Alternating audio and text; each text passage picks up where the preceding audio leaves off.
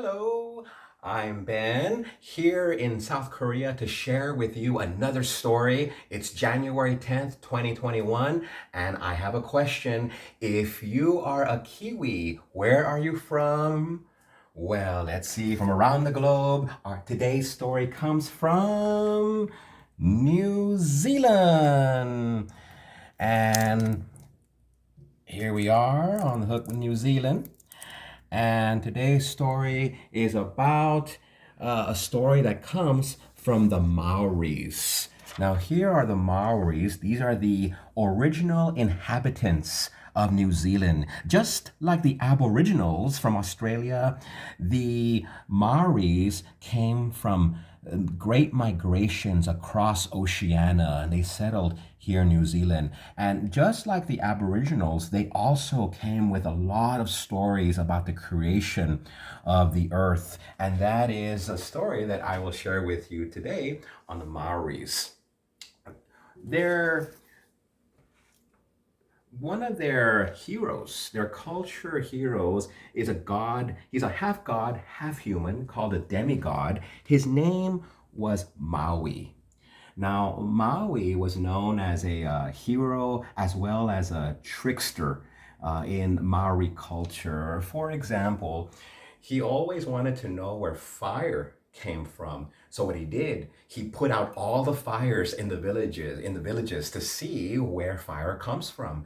And the people told him, "Oh, you must go to the cave and see the witch, where she is the one that gives fire." So he goes to the fire, to the witch, and the witch gives him fingernails that are made of fire. But he is not satisfied, so he puts out all the fingernails of the fire, and she gets so angry that she starts to throw the fingernails at him, but he runs away.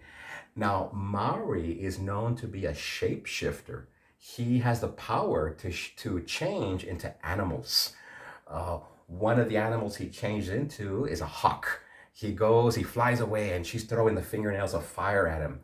Well, he collects the sticks that were burned, and with the dry sticks, he somehow learns that you can make a fire rubbing two sticks together, and that's how he shows the villagers how to make fire and where fire comes from. Now, where did Maui come from in the first place? Actually, Maui, the son of a god, Maui was born premature, and they were not happy with him, so he was thrown into the sea on earth. And the spirits of Oceania, the waves, formed him. They protected the baby with seaweed and jellyfish. And when he washed up on shore, his grandfather found him and took him to live among his family. Now, his grandmother had a jawbone that was said to have magical powers and gave Maui the jawbone. He also had brothers that he grew up with who never wanted to take him fishing.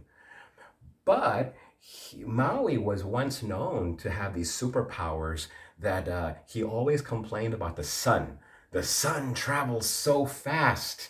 He wanted to slow it down because there was only time for work, no play.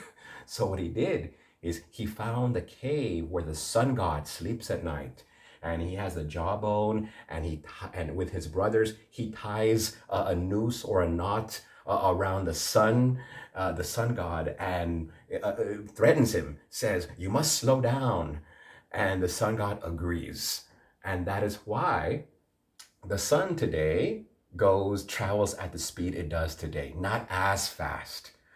Now, one of the things about Maui was that there is this theme about Maui. The theme is that he was always trying to win.